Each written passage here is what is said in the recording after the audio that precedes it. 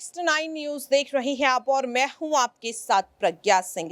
Bhim army के chief और Azad Samaj party के संस्थापक चंद्रशेखर आजाद उर्फ रावण लगातार चर्चा का विषय बने हुए हैं। आपको बता दें कि चंद्रशेखर आजाद साफ तौर पर अब बीजेपी पर हमलावर होते हुए नजर आ रहे हैं। ऐसे में दावा किया जा रहा है कि अब चंद्रशेखर आजाद को बसपा सुप्रीमो मायावती अपना समर्थन दे सकती है। ये समर्थन मिल सकता है उन्हें मणिपुर में हो रही हिंसा को लेकर। दरअसल आपको बता दें कि मणिपुर में लगभग 80 दिनों से ज्यादा हो चुके हैं इस हिंसा को, और आखिरकार संसद में जब 5वां दिन मानसून सत्र का शुरू होता है तो विपक्ष सीधे सीधे केंद्र सरकार के खिलाफ मोर्चा खोल देता है। अविश्वास प्रस्ताव को जब लोकसभा स्पीकर ओम बिरला पारित कर देते हैं, जिसके बाद अब कहा जा रहा है कि मणिपुर में हुई हिंसा को लेकर अब आखिरकार प्रधानमंत्री को सदन में चर्चा करनी होगी। ऐसे में साफ तौर पर जनता ने और खास तौर पर यहां पर चंद्रशेखर आजाद के समर्थकों ने मणिपुर की हिंसा को लेकर देश के प्रधानमंत्री नरेंद्र मोदी को लेकर के किस तरह से सवालिया निशान उठाए हैं, आप भी जरा सुनिए। आजाद को यहां पर समर्थन मिलता हुआ दिखाई दे रहा है। यहां पर सवाल ये रहेगा कि कई विपक्षी दलों ने चंद्रशेखर आजाद को समर्थन दिया, यहां तक कि सुभाषपा के प्रमुख ओम प्रकाश राजभर उनसे मुलाकात करने भी गए, लेकिन दलितों की मसीहा माने जाने वाली बसपा सुप्रीमो मायावती इस मामले पर अभी तक खामोश है। तो क्या लग रहा है कि चंद्रशेखर आजाद का वर्चस्व जो लगातार तेजी से बढ़ रहा है, उन्हें भीम आर्मी का समर्थन मिल रहा है, क्या इससे मायावती घबराती हुई दिखाई दे रही है? ऐसा कुछ नहीं है, हमारी बहन जी घबरा नहीं रही है, हमारे भाई। तो फिर उन्होंने कुछ कहा क्यों? अभी तक वो खामोश क्यों है इस मामले में? उनकी राजनीति हमेशा शांत राजनीति रही है, आज तक का ये उनका। लेकिन कम से कम वो तमाम मुद्दों पर अपनी बात रख रही हैं। चंद्रशेखर आजाद पर हुए हमले को लेकर एक ट्वीट तो वो कर सकती थी, मुलाकात तो कर सकती थी। वो कर सकती है, उनकी अपनी सोच है, हमारे भाई अपने अलग अपने हिसाब से चलते हैं, लेकिन हमारा अपना काम कर रहा है बहन जी, हमारी अपना काम कर रहे हैं, वो हमारी आदर्श नेता, हम उनको मानते हैं। यानी कि जो तमाम लोग लगातार मायावती और चंद्रशेखर आजाद के बीच खाई पैदा करने की कोशिश कर रहे हैं, क्या लग रहा है ये खाई वो पैदा कर पाएंगे? क्योंकि लगातार ये सवाल उठाया जा रहा है कि मायावती खामोश। कोई खाई नहीं है, बहन कुमारी मायावती जी राजनीति करते हैं और भाई हमारा बहुजनों का आगे बढ़ के। यानी कि साल 2024 में मायावती जी और यहाँ पर चंद्रशेखर आजाद एक साथ नजर आएंगे, क्योंकि अभी तक नजर नहीं बताएगा भाई, बताएगा कि आगे क्या होता है। हमारे बताएंगे वो क्या निर्णय लेती है। बहन कुमारी मायावती जी बताएंगे, बड़े भाई एडवोकेट चंद्रशेखर आजाद जी बताएंगे। जैसा हमें निर्देश मिलेगा वैसा हम लोग पालन करेंगे। वो राजनीति करते हैं, हमारे भाई बहुजनों का आंदोलन करते हैं, बहन बेटियों के न्याय के लिए आगे। मोदी का ये तो काम है, वो ही हर जगह करवा रहे हैं, यहाँ पे भी वही करवा रहे हैं, वहाँ पे भी वही करवा रहे हैं। ये कह रही है कि कहीं ना कहीं मणिपुर हिंसा के लिए प्रधानमंत्री जिम्मेदार है। जी पूरी तरह से मोदी जिम्मेदार है, और उसके जिम्मेदार कौन? मोदी जिम्मेदार है, सब कुछ उनके ही अंदर है ना। आप ये देखिए, ये वही जगह है, यहाँ पर अभी 2 महीने पहले तक देश की बेटियां पहलवान खिलाड़ी लगातार प्रोटेस्ट कर रही थी। ब्रजभूषण शरण सिंह के खिलाफ सबूत मिले हैं, ये दिल्ली पुलिस कह रही है, फिर भी कल ब्रजभूषण शरण सिंह को जमानत दे दी जाती है। ऐसे देश में आखिरकार किस तरह से मोदी जी लगातार कह रहे हैं कि बेटियों का विकास हो रहा है? मोदी जी बेटियों को बस ऐसे कह रहे हैं, बेटियों को उनका कोई समर्थन नहीं है, कोई वो नहीं है, कोई सपोर्ट नहीं है मोदी को बेटियों की तरफ से। अच्छा देखिए, यहाँ पर चलिए, ये तो महिला है, हो सकता है कि शायद महिलाओं के सम्मान को लेकर ये मोदी जी पर हमला बोल रहे, लेकिन मणिपुर की हिंसा की तस्वीर आप सभी ने देखी। आप सभी से मेरा सवाल है कि जिस तरीके से बेटियों के साथ ऐसी भयावह तस्वीर सामने आ रही है, उसके बाद देश के प्रधानमंत्री नरेंद्र मोदी जी को आप सब क्या कहना चाहते हैं? को अपनी कुर्सी छोड़ देनी चाहिए, जो देश की बहन बेटियों के। वैसे तो बोल रखा कि बेटी बचाओ बेटी पढ़ाओ, पूरी तरह से फेल है सरकार। कहा जा रहा है ऐसी हजारों तस्वीरें हैं जो अब एक के बाद एक सामने आएंगी। ऐसे में क्या करना चाहिए देश की जनता को ऐसी सरकार के खिलाफ? ऐसी सरकार को गिरा देना चाहिए। ऐसी सरकार को गिरा देना चाहिए, साफ तौर पर कह रहे। क्या लग रहा है साल 2024 में मोदी सरकार का खात्मा हो जाएगा? जी बिल्कुल खात्मा हो जाएगा, बहुत जल्द खात्मा होने वाला है, और इनको जल्द से जल्द प्रधानमंत्री चंद्रशेखर भाई। मैं चाहूंगी आपने जो अभी ये अल्फाज कहे हैं एक बार और मजबूती के साथ कहें, ताकि ये आवाज देश के प्रधानमंत्री नरेंद्र मोदी के पास पहुंच पाए कि बेटियों के साथ अगर इस तरीके की भयावह हरकत की जाएगी, शर्मनाक हरकत की जाएगी, तो क्या अंजाम होगा? मोदी जी को उखाड़ के फेंकना पड़ेगा। केजरी भाई के हाथ में चाय बेचने वाले को चाय बेचने बंद कर देंगे उसकी। कहना था लेकिन समय कमी से चले गए। हमारे कांग्रेस के नेता भी बहुत सम्मानित साथी भाई आए थे, मैं उनका भी बड़ा सम्मान करता हूँ। भाई बात बंद कर दूं, ये इसको देखना। मैं उनसे भी पूछता कि भाई मैं आपके सीनियर नेताओं का भी वो लड़ रहे हैं सम्मान करता हूं, लेकिन जब आपके यहाँ इंदर मेघवाल, जितेंद्र मेघवाल, जब आपके यहाँ ओम प्रकाश रहगर, जोधपुर की बिटिया, JNU के स्कूल की बच्ची, जब उनके साथ अन्याय होता है तो भाई आप भी कुछ करके दिखाओ। सिर्फ गाली देने से काम नहीं चलने का कि दूसरी सरकार खराब है। आपके राज में भी बहुत कुछ भला नहीं हो रहा है। इसलिए मेरा स्पष्ट संदेश है कि जब तक आपकी अपनी ताकत नहीं बनेगी आपको कोई पूछने वाला नहीं है। मेरी बात को याद रखना, किसी के पीछे खड़े होने के लिए नहीं कह रहा हूं आपको,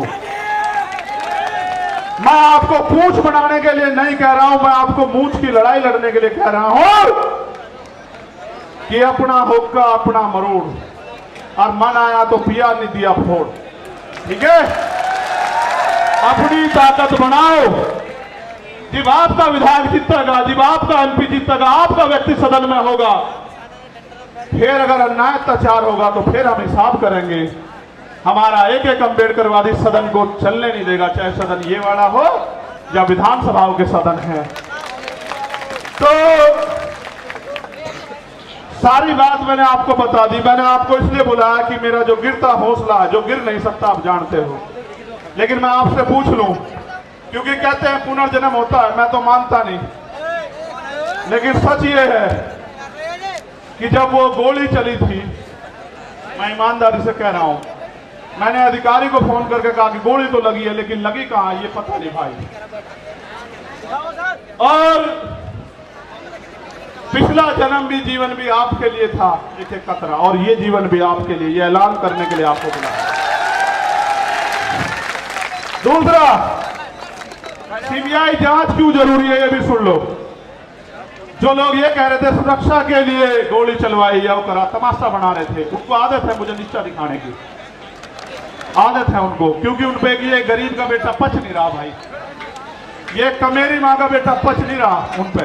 तो मैं भी उनको बता देना चाहता हूं कि हो सकता है आपके मालिकों के हाथ भी इसमें शामिल ना हो, इसलिए मैं इसकी CBI जांच चाहता हूं कि मेरे जान से ज्यादा, मेरी जान से, मेरे लोगों से ज्यादा दूसरों को क्यों प्यार हो गया है, वो क्यों मेरी जान लेना चाहते हो। तो प्रकृति के आशीर्वाद से, आप भाइयों के सहयोग से, प्रार्थनाओं दुआओं से मैं आपके बीच में, वरना ऐसा भी हो सकता है कि आज यहाँ आप इकट्ठा तो होते, मेरी तस्वीर लगी होती और आप रो रहे होते कि भाई हमारा भाई चला गया।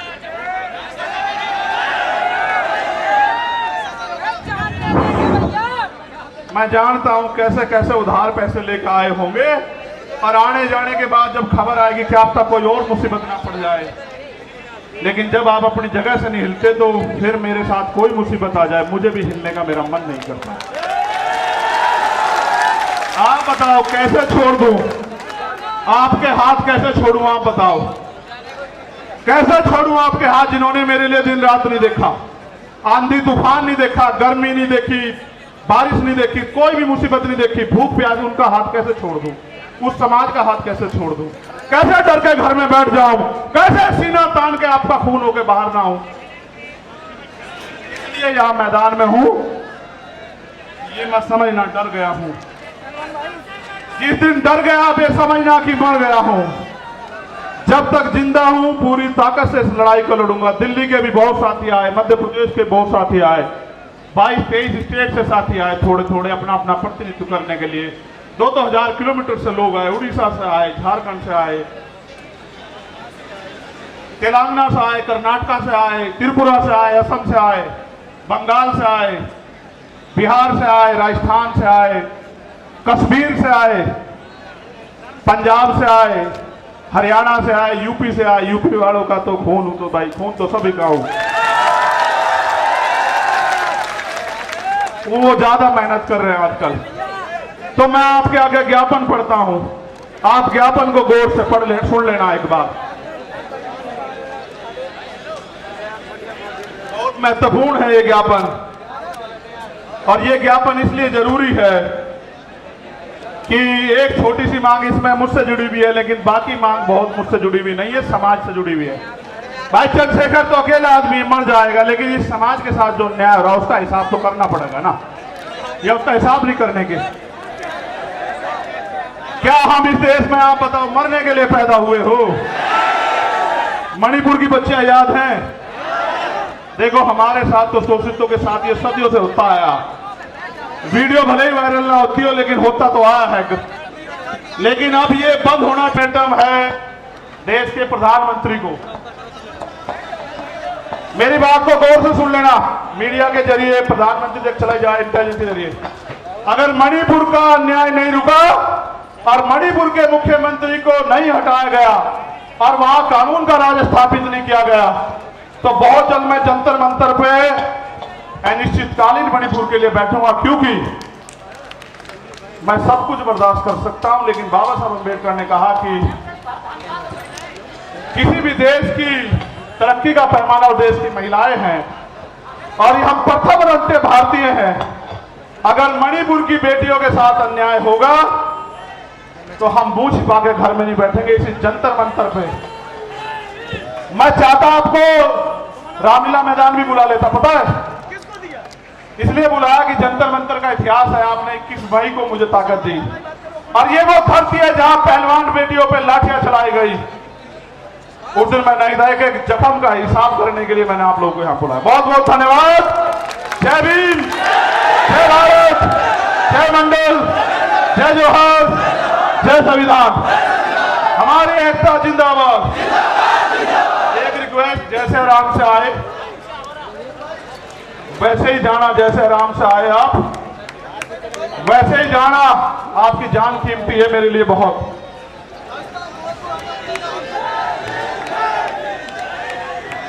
जो जैसे आए ऐसे ही जाना। आपने देश को बता दिया कि भीम आर्मी आजाद समाज पार्टी झुकेगी नहीं। धन्यवाद।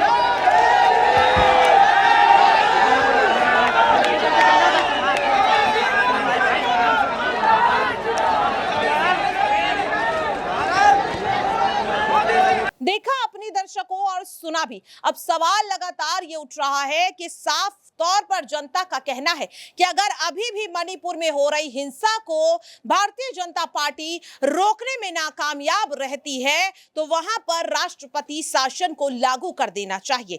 प्रधानमंत्री नरेंद्र मोदी को अपने पद से इस्तीफा दे देना चाहिए और यहां पर मुख्यमंत्री एन वीरेंद्र सिंह को भी अपने पद से इस्तीफा दे देना चाहिए। हालांकि आपकी क्या राय है? क्या वाकई में मणिपुर में हो रही हिंसा के लिए मोदी सरकार जिम्मेदार है? अपनी राय कमेंट बॉक्स में जरूर शेयर करें और बाकी ऐसी खबरों के लिए आप सभी देखते रहिए नेक्स्ट 9 न्यूज़। नमस्कार।